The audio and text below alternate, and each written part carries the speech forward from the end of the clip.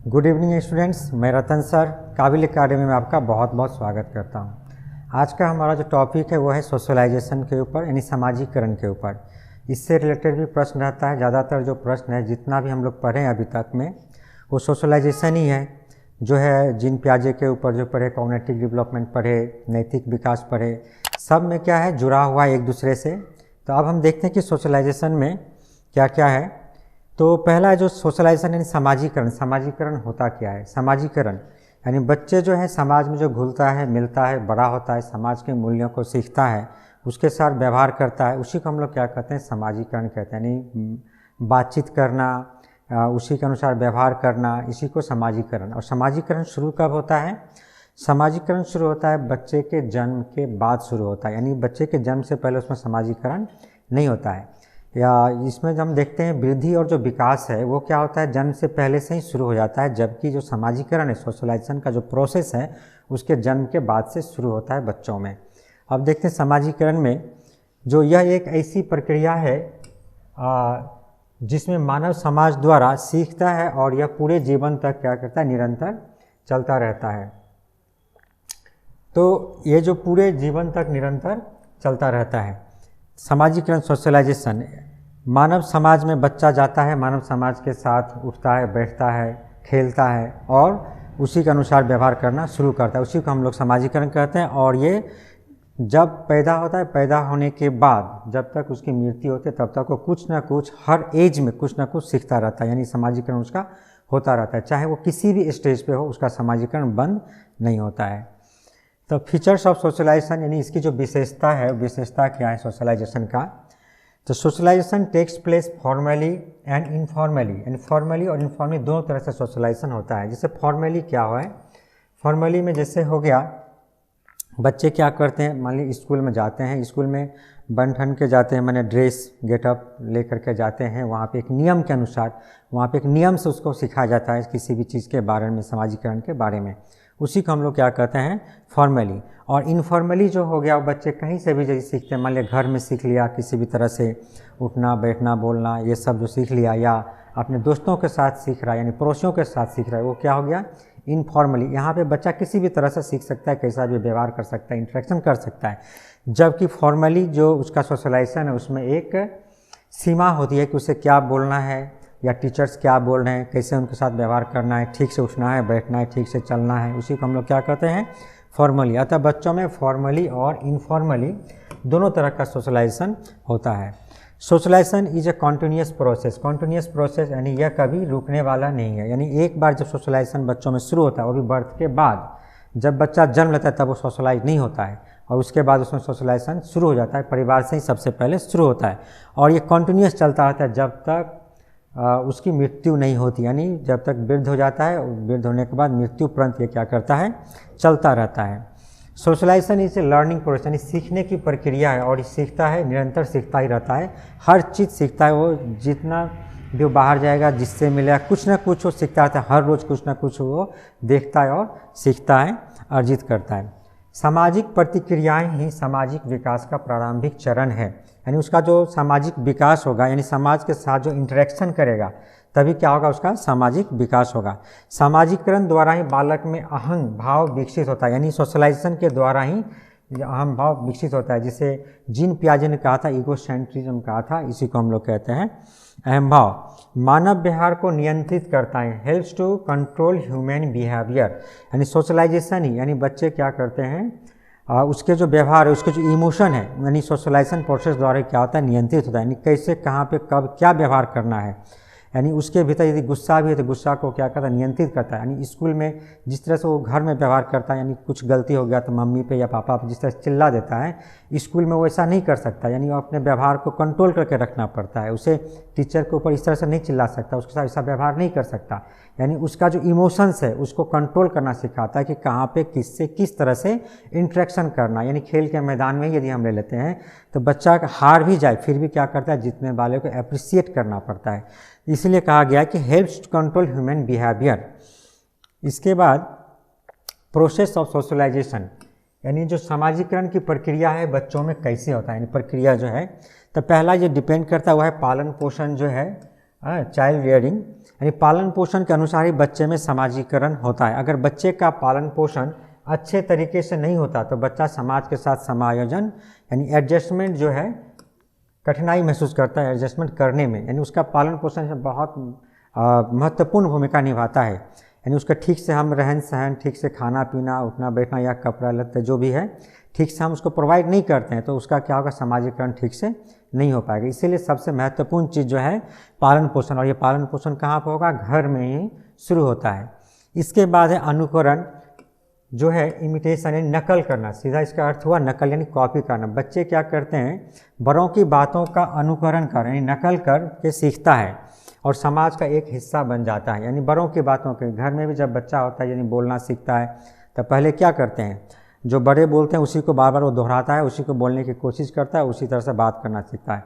यानी घर में उसका जैसा व्यवहार होगा उसी को वो सीखता है, जिस तरह से घर में आचरण होगा, मम्मी पापा दादा दादी जिस तरह का व्यवहार करते हैं, जिस भाषा का प्रयोग करते हैं, बच्चा वही भाषा सीखता है और बच्चा उसी तरह के अनुसार आचरण करता है। वैसा उठना बैठना चलना सब उसी तरह से सीखता है जिस तरह से उसके घर में सिखाया जाता है, यानी उसी का नकल करते हैं घर का। इसी को कहते हैं अनुकरण करना। दूसरा जो है नेक्स्ट है सहयोग यानी कोऑपरेशन। बच्चा समाज के सहयोग से ही क्या होता है, समाज का हिस्सा बनता है। जैसे जैसे बालक अपने साथ अन्य व्यक्तियों का सहयोग पाता है वैसे वैसे दूसरे लोगों का साथ है सहयोग भी प्रदान करना आरंभ कर देता है। इसका अर्थात हुआ जो बच्चे क्या करते हैं, समाज में जैसे इंटरेक्शन करते हैं तो उसे लोग हेल्प करते हैं, उसकी मदद करते हैं, उसकी सराहना करते हैं, उसे अप्रिशिएट करते हैं। ठीक से बच्चा इसी तरह से सीखता है और जब वो देखता है कि ना हमें लोग क्या कर रहे हैं, मदद कर रहे हैं, सहयोग कर रहे हैं, तो बच्चा भी सहयोग करना सीख जाता है, हेल्प करना सीख जाता है। इस तरह से सहयोग की भावना से क्या होता है, उसमें सोशलाइजेशन शुरू होता है।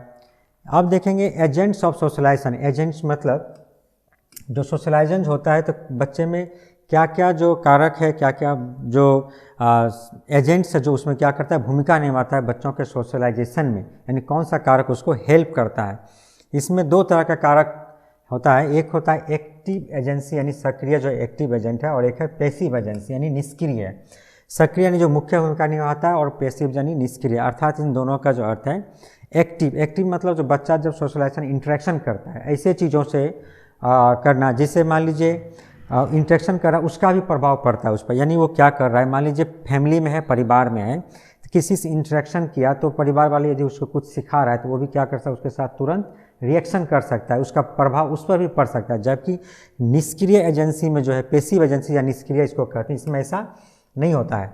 यानी कोई बच्चा या कोई किशोर है यानी लाइब्रेरी में पुस्तक पढ़ रहे हैं, पुस्तकालय में, तो पुस्तक पढ़ रहा है, पुस्तक का तो उसके ऊपर प्रभाव पड़ गया लेकिन इसका प्रभाव उस लाइब्रेरी पर नहीं पड़ता है, ये पुस्तक पे नहीं पड़ेगा। इसको हम लोग क्या कहते हैं, निष्क्रिय। जब म्यूजियम है या टीवी है, रेडियो है, मास मीडिया है, इस तरह से मान लिया रेडियो पे क्या कर रहा है, कोई संदेश सुन रहा है, कुछ सीख रहा है रेडियो पर ही, तो रेडियो में मान लिया न्यूज़ आ रहा है या कोई खेल का प्रोग्राम चल रहा है या कोई नाटक चल रहा है, तो बच्चा क्या कर रहा है, उसको सुन रहा है, कुछ ना कुछ सीख रहा है।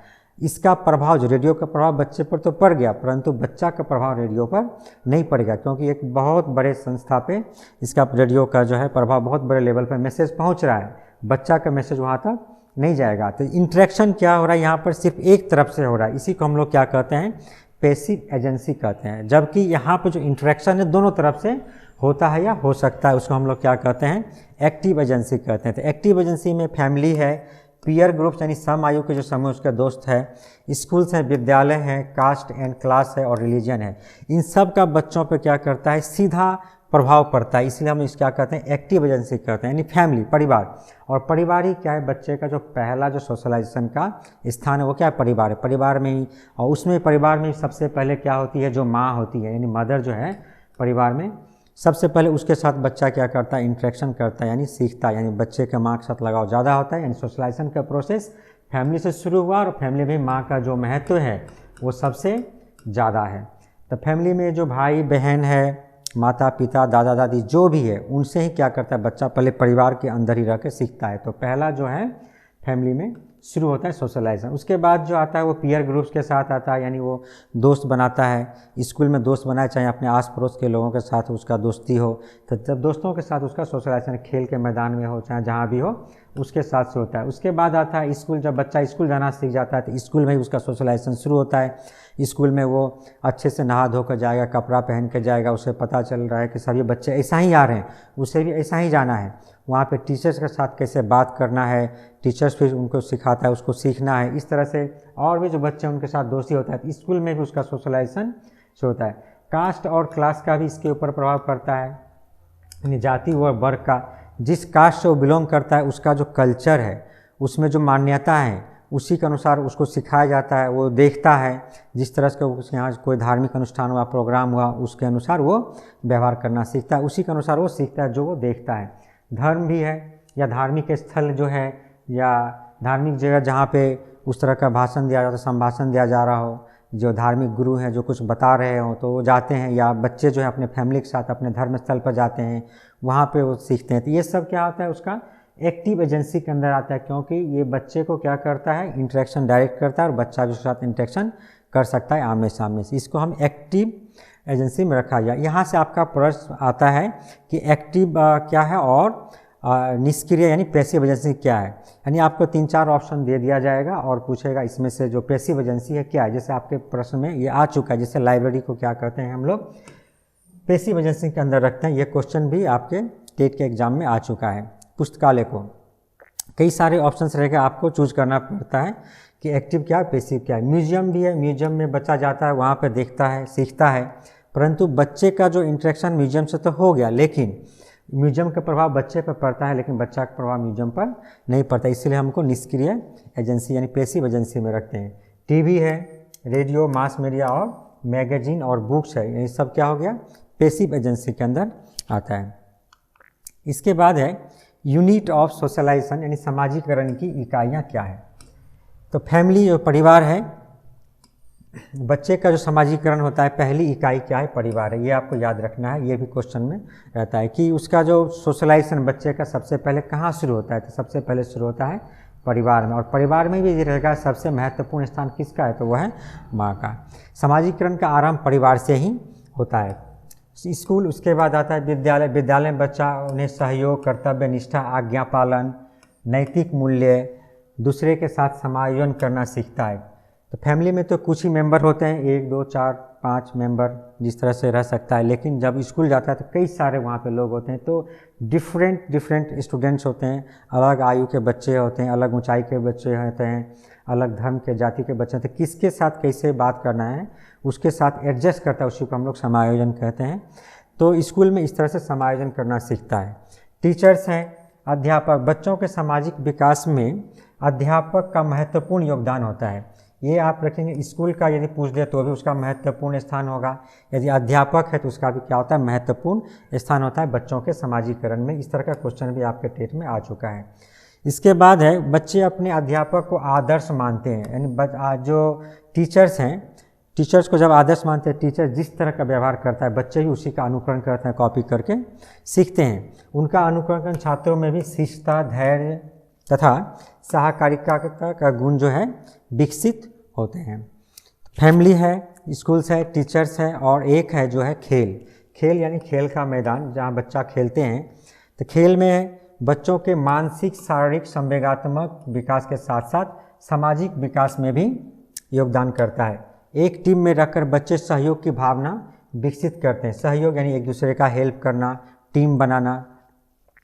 तो खेल के द्वारा मानसिक विकास भी हुआ, शारीरिक है, संवेगात्मक है, लेकिन इसके साथ साथ क्या करता है, सामाजिक विकास भी होता है। वहाँ भी क्या करते हैं, विभिन्न आयु के बच्चे होते हैं, विभिन्न तरह के बच्चे होते हैं, विभिन्न धर्म जाति के बच्चे होते हैं, उसके साथ एक साथ खेलना, बात करना, या अलग अलग भाषा के बच्चे भी हो सकते हैं, किस तरह से बात करना, इंटरेक्शन करना है।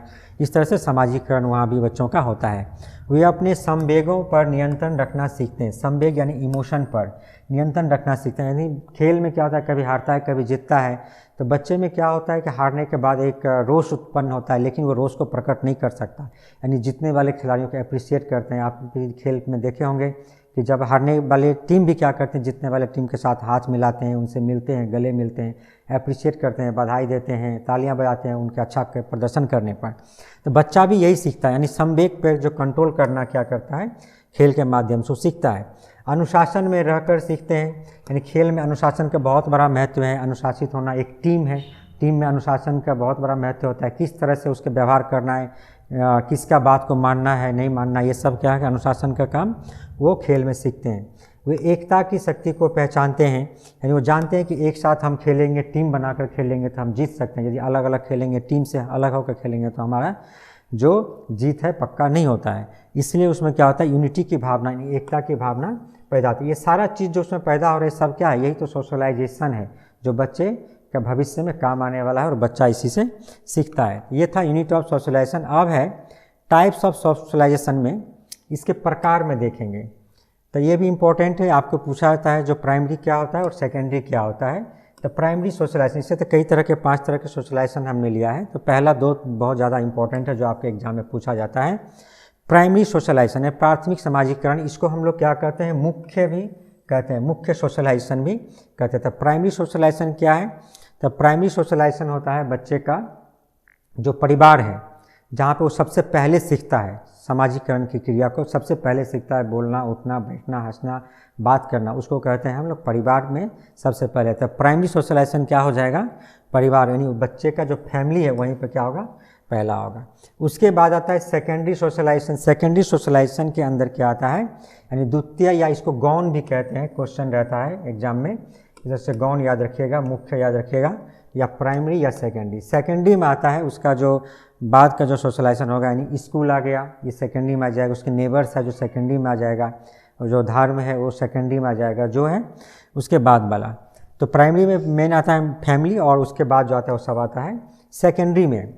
इस तरह से हमने देखा कि ये प्राइमरी था और वो सेकेंडरी। इसके बाद जो यहाँ पे हमने देखा ये उसका क्या है, प्राइमरी सोशलाइजेशन का, और ये क्या है, सेकेंडरी।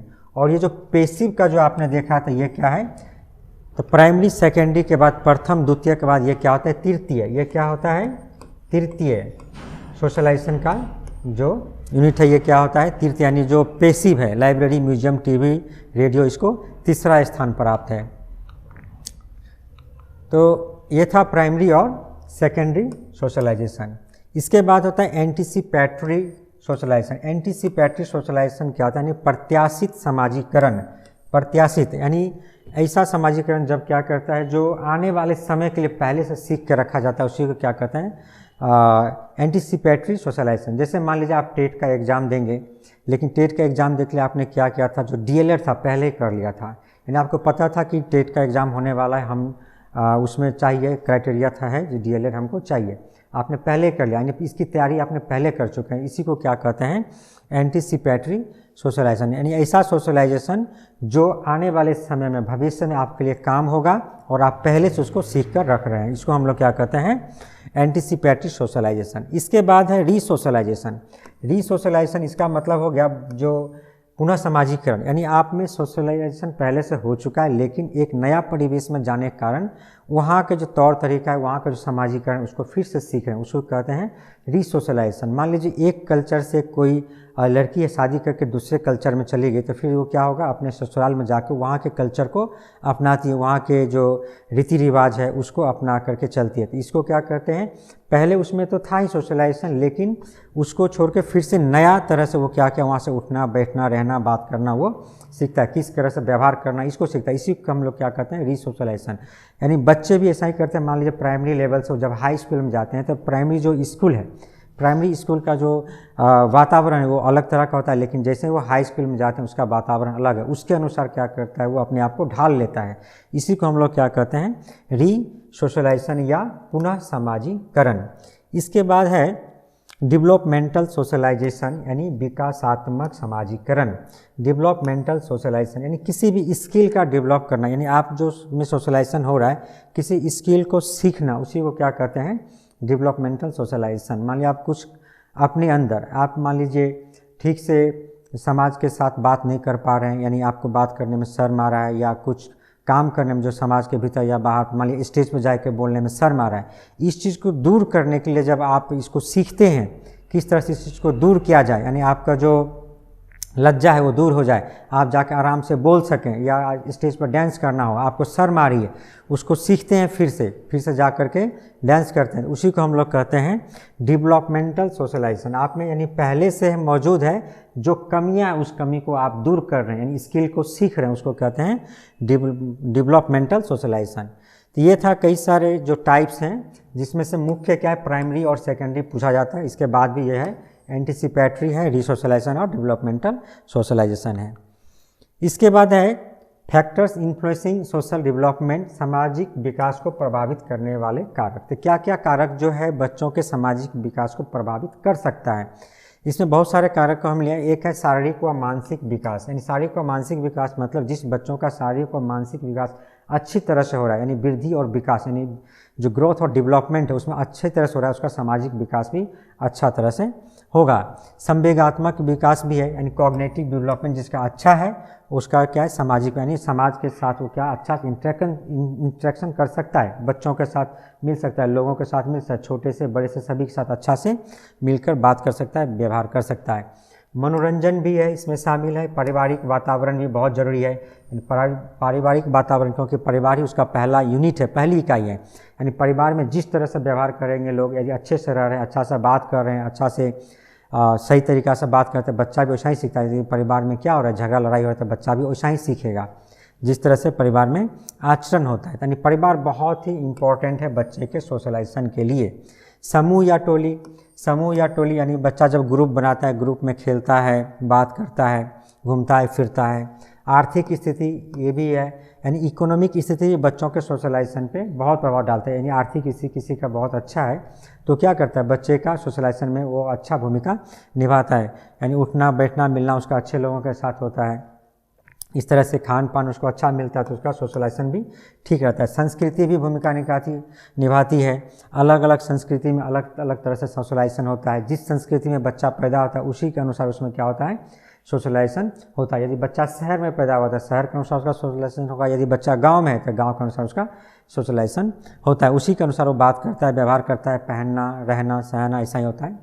पालन पोषण की विधि भी इस पर डिपेंड करता है। लिंग भी बहुत मायने रखता है, यानी लड़का है या लड़की है, ये बहुत इंपॉर्टेंट है। जिस तरह से हम देखते हैं लड़कों को क्या करते हैं, आज़ादी देते हैं, जाओ घूमो फिरो, खेलता है जाता है, उससे कोई रोक टोक नहीं होता। इस तरह से क्या होता है, वो उग्र हो जाता है। लेकिन वहीं पर हम क्या करते हैं, लड़कियों पे बहुत सारे पाबंदी लगा के रखते हैं कि नहीं आपको यहाँ नहीं जाना, इसके साथ नहीं खेलना है। तो क्या होती है, वो सहज बनी रहती है और इस तरह से उग्रता का व्यवहार वो नहीं कर पाती है। तो लिंग बहुत मायने रखता है सोशलाइजेशन के ऊपर। पड़ोस और विद्यालय भी है। वृद्धि भी है, ग्रोथ भी डिपेंड करता है। यानी वृद्धि जिसमें अच्छा हुआ है, जैसे एक ही क्लास में मान लीजिए 10 साल के सभी बच्चे, लेकिन एक बच्चा में वृद्धि ठीक से नहीं हुआ और वहीं पे एक ऐसा बच्चा जिसका वृद्धि बहुत ज़्यादा अच्छा हुआ, बहुत ऊंचा लंबा हो गया, वो सारे बच्चों पे क्या करेगा, अपना धौंस जमाता है। तो उसका क्या करें, इंटरेक्शन करने में उसका ज़्यादा परेशानी नहीं होता है, वो किसी से जाकर बात कर लेता है, हीनता की भावना उसमें नहीं होती है। तो हीनता की भावना एक है। भाषा विकास, यानी बच्चों के भाषा विकास भी बहुत महत्वपूर्ण है। जिस बच्चे में भाषा जितना जल्दी डेवलप करेगा, यानी जितना अच्छा से भाषा बोल सकता है, जितना अच्छा से भाषा को प्रकाशित कर सकता है, जितना प्रेषित कर सकता है, उतना ज़्यादा उसमें सोशलाइजेशन होगा। यानी बोलने में यदि जितना माहिर है, यानी किसी भी आदमी के साथ तुरंत वो बात कर लेता है तो उसमें सोशलाइजेशन भी उतना जल्दी होता है। यानी बहुत सारे लोग होते हैं जिसमें क्या होता है, भाषा विकास ठीक नहीं होता, यानी बहिर्मुखी नहीं होता, अंतर्मुखी होता है। तो उसको क्या होता है, बहिर्मुखी होने की ज़रूरत होती है। जिसमें बहिर्मुखी भाषा का विकास होता है वो किसी से भी घुल मिल करके बात करते हैं, तो सोशलाइजेशन भी उतना ज़्यादा होगा। और सामाजिक व्यवस्था भी इम्पॉर्टेंट है, क्योंकि यदि जिस तरह से सामाजिक व्यवस्था होगा, बच्चों का सोशलाइजेशन भी उसी तरह से होगा। तो इस तरह से हम देखते हैं कि सोशलाइजेशन को प्रभावित करने वाले कई सारे कारक हैं। इसके बाद हम इसके ऊपर MCQ करते हैं, देखते हैं कि इससे रिलेटेड कौन कौन सा MCQ, किस तरह का MCQ जो है आपके एग्ज़ाम में आता है। हमने कुछ बहुत ही महत्वपूर्ण MCQ लिया है जो आपके एग्ज़ाम में, यानी टेट के एग्ज़ाम में आ चुका है। तो पहला है, having diverse classroom with children from varied social, economic and cultural backgrounds Indies the learning experience of all student. This statement is, ये जो स्टेटमेंट है, यानी विभिन्न सामाजिक आर्थिक सांस्कृतिक पृष्ठभूमि के बच्चे एक साथ कक्षा होने के सभी छात्रों के सीखने अनुभव सम्मिलित होते हैं। यह कथन जो है क्या incorrect, because it can confuse the children, नहीं, ये तो इनकरेक्ट नहीं है। तो करेक्ट है, और 2 इनकरेक्ट आपका है तो दोनों इनकरेक्ट नहीं होगा, क्योंकि ये तो सही है कि अलग अलग तरह का जो बच्चे हैं, अलग सामाजिक, आर्थिक और सांस्कृतिक है, उसको एक साथ पढ़ाना चाहिए। तो 1-2 है करेक्ट है। Because children learn many skills from their peers because it make the classroom more hierarchical. तो हो जाएगा आपका आंसर बी सही होगा, क्योंकि ये क्या करता है, बच्चों को बहुत सारे स्किल्स सीखने में जो है मदद करता है। तो इसका आंसर क्या होगा, बी। इसके बाद है which of the following are secondary agents of socialisation. आपने देखा था, कभी बताया था आपको, जो प्राइमरी और सेकेंडरी, तो प्राइमरी कौन है और सेकेंडरी कौन है। इसमें पूछा गया कि सेकेंडरी कौन है, तो यहाँ पे पहला में आ गया फैमिली। तो फैमिली क्या होता है, प्राइमरी आ गया। इसके बाद हम लोग देखेंगे स्कूल एंड नेबरहुड है, school and immediate family members, यानी फैमिली मेम्बर्स हैं, यानी फैमिली है तो वो भी क्या है, प्राइमरी में आ गया। इसके बाद है फैमिली एंड रिलेटिव, यहाँ पे फैमिली भी आ गया तो प्राइमरी। तो फैमिली जहाँ जहाँ है वो क्या हो गया, प्राइमरी है, एजेंट्स है। तो इसमें जो बी है यानी स्कूल एंड नेबर, ये हो जाएगा आपका सेकेंडरी। तो सेकेंडरी एजेंट्स होता है स्कूल एंड नेबर। इसके बाद the process of socialisation is a process, यानी जो सोशलाइजेशन है, समाजीकरण की प्रक्रिया, किस तरह का प्रक्रिया है, टेम्प्रोरी, शॉर्ट पीरियड, डिसकंटिन्यूअस है, लाइफ लॉन्ग प्रोसेस है। तो टेम्प्रोरी एक मतलब अस्थायी ऐसा तो नहीं है, शॉर्ट पीरियड थोड़े समय के लिए भी सोशलाइजेशन नहीं होता है, लाइफ टाइम होता है, डिसकंटिन्यूअस तो लाइफ लॉन्ग प्रोसेस, यानी लाइफ लॉन्ग प्रोसेस जीवन पर्यंत चलने वाला, यानी निरंतर जो चल रहा है प्रोसेस वही क्या है, लाइफ लॉन्ग। यानी इसका सही उत्तर क्या हो जाएगा, डी। इसके बाद in the context of education, so socialisation means, यानी एजुकेशन में, एजुकेशन जो शिक्षा में सोशलाइजेशन का क्या महत्व है, मतलब क्या होता है। ऑलवेज फॉलोइंग सोशल नॉर्म्स, हमेशा क्या सोशल नॉर्म्स को फॉलो करना चाहिए, नहीं ऐसा नहीं है शिक्षा में। Creating one's on social norms, अपना जो सोशल नॉर्म्स है अपने सामाजिक मानदंड बनाना चाहिए, ऐसा नहीं है। रिस्पेक्टिंग एल्डर्स इन सोसाइटी, समाज में बड़ों का सम्मान करना। Adapting and adjusting to social environment, यानी जो शिक्षा एजुकेशन से रिलेटेड होता है वह है adapting and adjusting to social environment, यानी सामाजिक वातावरण में अनुकूलन और समायोजन, इसी को हम लोग क्या कहते हैं, समाजीकरण। इसके बाद है process of socialisation does not include, यानी जो सोशलाइजेशन का जो प्रोसेस है उसमें इन क्या चीज़ जो है इसमें से इंक्लूड नहीं है, यानी किस चीज़ के बारे में नहीं बताया गया सोशलाइजेशन के प्रोसेस में। एक्वायरिंग वैल्यूज एंड बिलीव्स, मूल्यों और विश्वासों का अर्जन करना, ये तो बताया गया है कि जो मूल्य और विश्वास है यानी समाजीकरण के प्रोसेस में ज़रूरी है। जेनेटिक ट्रांसमिशन है एक, इस शब्द का जो है इस्तेमाल नहीं हुआ है। Learning the customs and norms of culture, यानी संस्कृति को सीखना है आपको, ये समाजीकरण में है। एक्विजिशन ऑफ स्किल्स, कौशलों का अर्जन करना, यानी समाजीकरण में तो हम सीखते हैं, इंटरेक्शन करते हैं, सामाजिक व्यवस्था, नियम कानून जो है उसको सीखते हैं, ये सारा चीज़ है। इसमें जो है जेनेटिक ट्रांसमिशन को इंक्लूड नहीं किया गया, यानी जो जीनगत जो विशेषताएँ हैं, जो मम्मी पापा से या दादा दादी से मम्मी पापा में, उसके बाद जो बच्चों में जो ट्रांसफ़र होता है वो समाजीकरण, यानी जो वृद्धि और विकास में देखें जो ये जो जेनेटिक है, जो हेरिडिटी इफेक्ट करता है, परंतु सोशलाइजेशन में ऐसा नहीं, यानी बहुत कम या ना के बराबर होता है। तो इसका सही उत्तर क्या हो जाएगा, बी, यानी 2, नंबर 2। इसके बाद है which of the following is a passive agency of socialisation, यानी निष्क्रिय एजेंसी क्या है इसमें से, यानी पैसिव एजेंसी क्या है। तो हेल्थ क्लब है, फैमिली है, पब्लिक लाइब्रेरी है और इको क्लब है, यानी हेल्थ क्लब, परिवार, सार्वजनिक पुस्तकालय और इको क्लब है। इसमें से हमने देखा तो जो निष्क्रिय एजेंसी है वो क्या है, सार्वजनिक पुस्तकालय, यानी जो लाइब्रेरी है वो क्या है, पब्लिक लाइब्रेरी क्या है, निष्क्रिय, यानी पैसिव के बारे में जैसे हमने बताया कि जो इससे क्या होता है, बच्चों पर इसका प्रभाव तो पड़ा लेकिन बच्चा का प्रभाव उस चीज़ पर नहीं पड़ता, यानी पुस्तकालय पर नहीं पड़ता। यही हो गया, लेकिन जबकि इसमें हेल्थ क्लब में बच्चा खुद जाएगा या फैमिली में, इको क्लब में जा करके फैमिली में इसका इंटरेक्शन होता है आमने सामने, तब इसको हम लोग किस में रखते हैं, एक्टिव में, जबकि ये क्या हो जाएगा, पैसिव में आता है।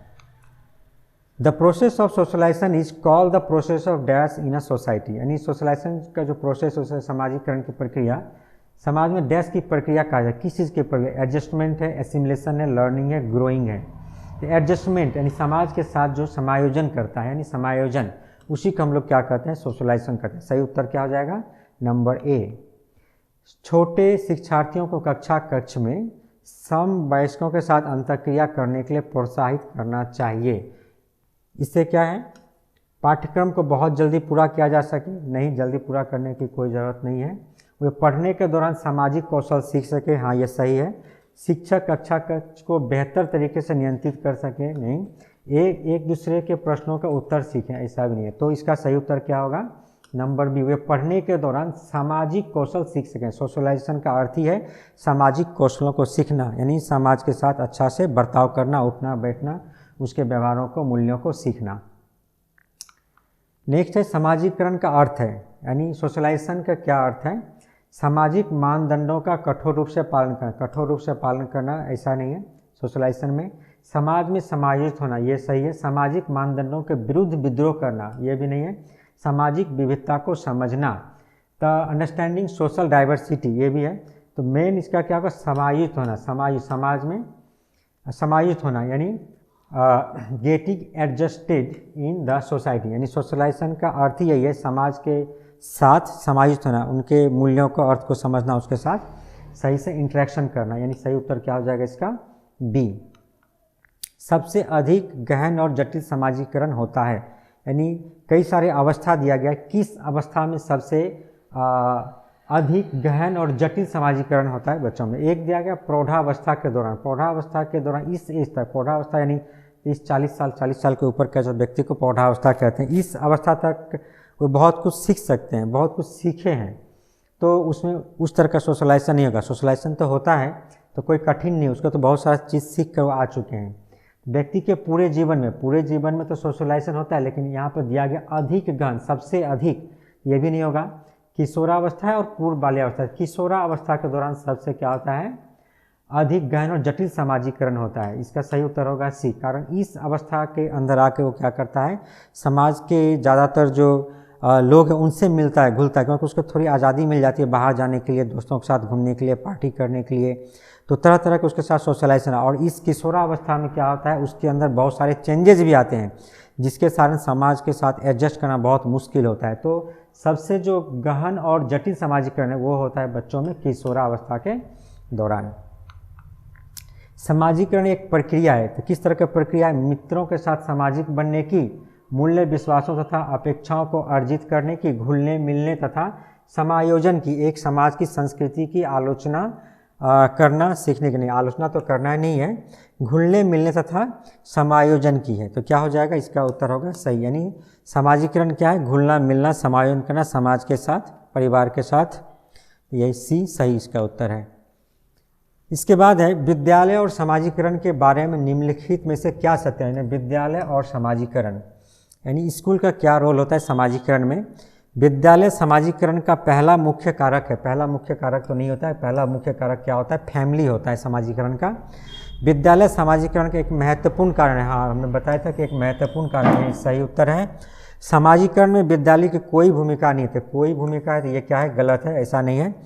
समाजीकरण में विद्यालय की बहुत थोड़ी भूमिका नहीं, क्योंकि बच्चे क्या करते हैं, विद्यालय में बहुत ज़्यादा टाइम व्यतीत, जब वो स्कूल जाना शुरू करता है तो 4-5-6 घंटा वो समय स्कूल में ही रहता है, और विभिन्न तरह के बच्चों के साथ, विभिन्न जाति धर्म के बच्चों के साथ, अतः वो उसका क्या है, एक महत्वपूर्ण कारक है, यानी विद्यालय का बच्चों के समाजीकरण में, यानी टीचर्स का भी एक महत्वपूर्ण कारक है और विद्यालय का भी समाजीकरण में बच्चों का एक महत्वपूर्ण कारक है। सही उत्तर क्या होगा इसका, बी।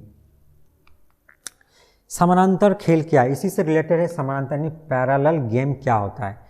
इसका सही उत्तर क्या है, समूह में खेलना, छोटे समूह में सहभागित्व, रोल प्ले है, अलग अलग खेलना। इसका सही उत्तर हो जाएगा समूह में खेलना। समूह में खेलना माने ग्रुप बना करके खेलना, यानी बच्चों के साथ। बच्चा क्या करता है, पहले घर में रहता है, घर में क्या करता है वो अकेले अपने खिलौनों के साथ खेलता है। उसके बाद जब उसको परमिशन मिलता है बाहर जाने की, तब क्या होता है, फर्स्ट टाइम जब वो बाहर जाता है और खेलता है, अपने खिलौनों को शेयर करना सीखता है। स्कूल में जाकर अपने खिलौनों को शेयर करता है, पेंसिल शेयर करता है, अपना टिफ़िन शेयर करता है एक ग्रुप में। इस तरह से ग्रुप में जब वो इस तरह से सीखता है, उसी को हम लोग क्या कहते हैं, पैरेलल, यानी समानांतर खेल या पैरेलल गेम कहते हैं, यानी समूह में खेलना इसको कहते हैं। तो आपने देखा कि किस तरह से सोशलाइजेशन के ऊपर प्रश्न पूछे जाते हैं। आपके एग्जाम में भी इसी तरह से प्रश्न रहेगा। हमने कुछ महत्वपूर्ण प्रश्न लिए थे जो आपके एग्जाम में, टेट के जो एग्ज़ाम उसमें आ चुके हैं। तो आप सोशलाइजेशन की जो थ्योरी है, इसमें कुछ महत्वपूर्ण टॉपिक्स था, उसको देखिए। इसको देखने से ही आपको नहीं लगता कि और कुछ देखने की सोशलाइजेशन के ऊपर ज़रूरत है, क्योंकि बहुत सारे टॉपिक्स के बारे में हम चर्चा पहले ही कर चुके हैं। तो आशा करता हूँ आपको ये वीडियो समझ में आया होगा। धन्यवाद।